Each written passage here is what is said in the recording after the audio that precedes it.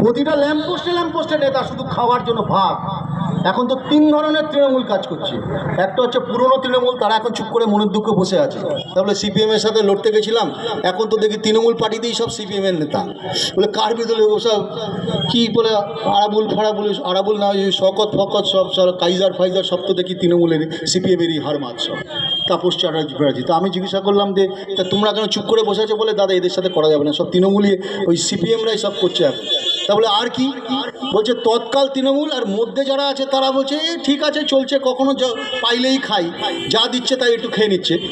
আর তারপরে আরেকটা জেনারেশন হচ্ছে, দেখবেন হাতে একটা মোটা সোনার চেন, গলায় একটা চেন, স্করপিও গাড়ি বিরাট, চারদিকে সামনে ব্যাজ লাগানো, সে কোথাকার নেতা কেউ জানে না।